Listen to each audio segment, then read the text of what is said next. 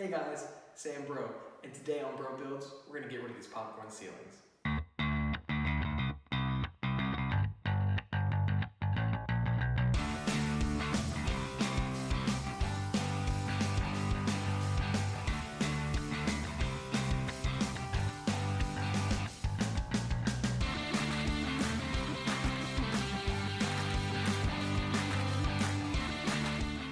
Hey guys, so for scraping, it's actually relatively easy. All you're gonna need is a sprayer with some water and some kind of scraper. I've got a 5-in-1 tool right here.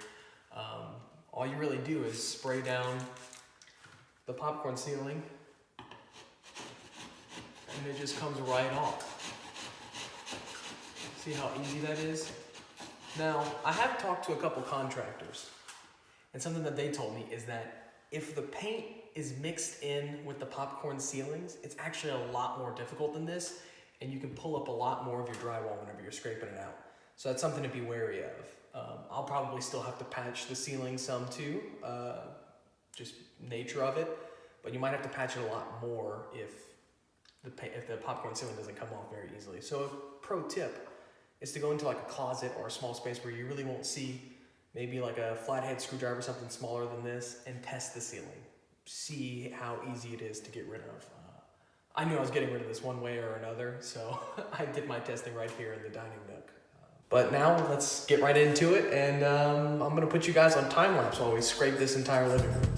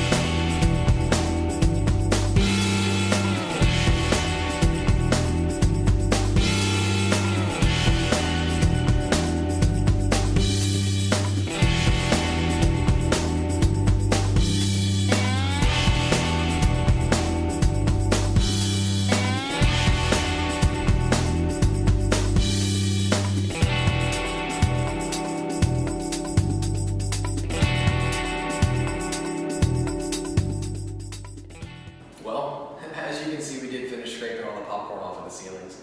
I'm sorry that the only footage I have of us scraping is in this space right here. That's just because once everybody showed up to start helping, we just tackled the entire house pretty much at the same time. So I didn't bother moving the camera around or capturing any of that. But then again, I don't know how much you guys wanted to see just scraping popcorn in different rooms. Next though, what we have to do is sand, and you may think, well, it looks pretty smooth, but as you'll see, there are still a few places that have some texture. We're going to want to smooth that out, and sanding is just the best and easiest way to do it, but there are a few safety issues with that, so let's talk about it. So before we start to sand, there are a few things that I want to talk to you guys about.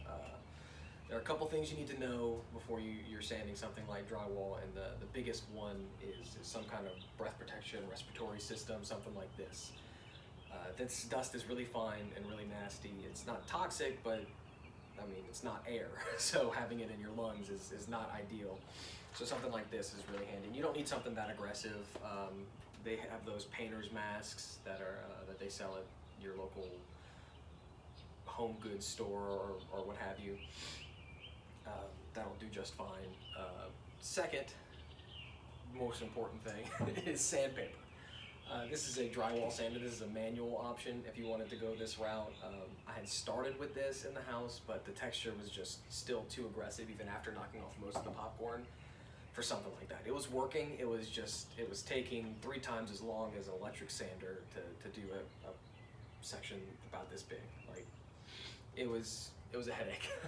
So I quickly switched over to an electric sander. This is a cheap, just oscillating sander that I got, I think, from like Harbor Freight or something like that. I have a 120 grit on here. I really wouldn't go with anything more aggressive because you run the risk of sanding through the paper on your drywall.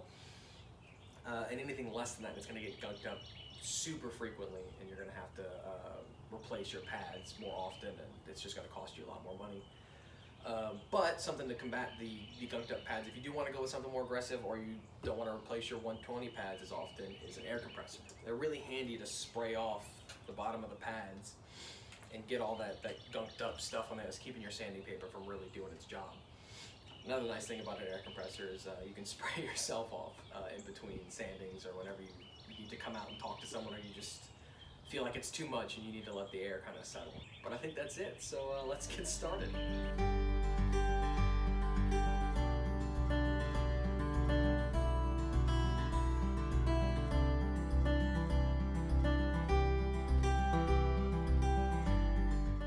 Well, we finished sanding, and let me tell you, that was some hard work. It is a few days later because I was beat after me and some people that I had come help finished sanding.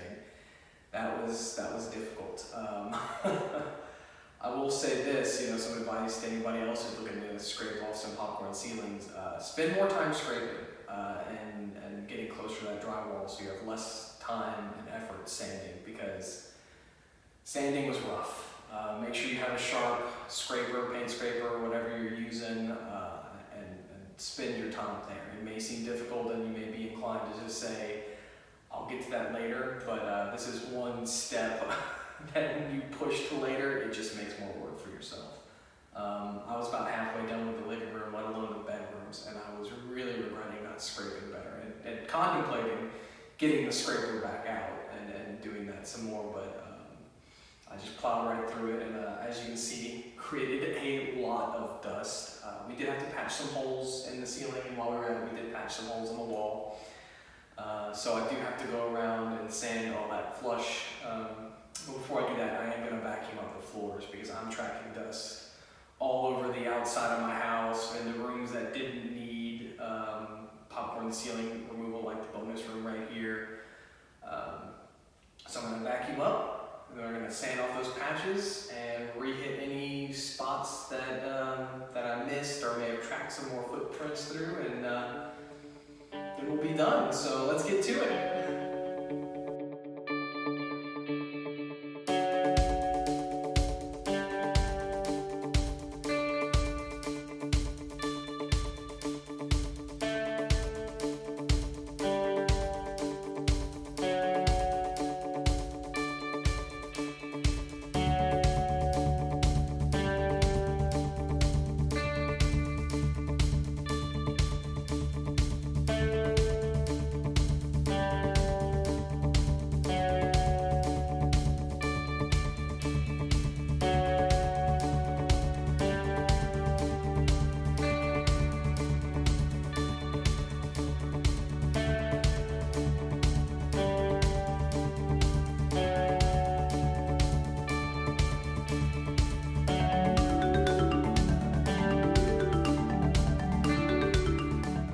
Well, we are done.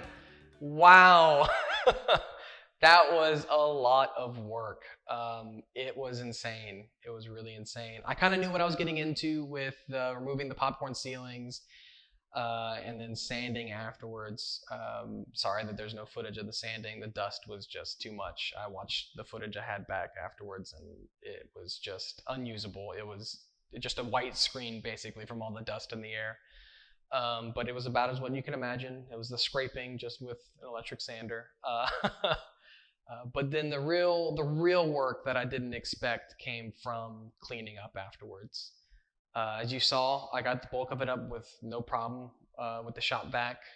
But after that, I came back to really fine clean and get rid of that fine dust everywhere, because my friend who helped me, who had done this at his house previously, he let me know that that dust was insane.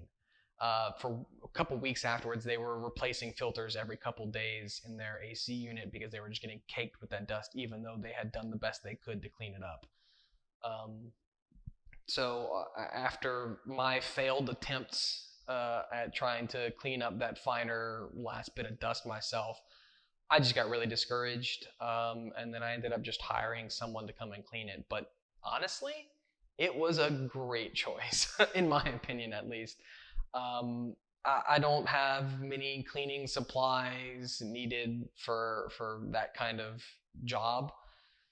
So I would have had to go out and buy a lot of things, and it would have just ended up costing me a lot of money. I'm gonna try and price that out here for you guys, what I think all the equipment would cost me, and how long I think it would have taken me to do this 1,400 square foot house.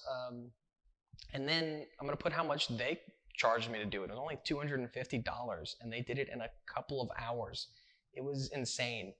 And the job that they did was incredible. There is absolutely no way I would have been able to do a job as good as they did, given the amount of time, even double the amount of time. There's zero chance. I just, after how quickly I got discouraged before, I know that I would have gotten discouraged and just half-assed the rest of it.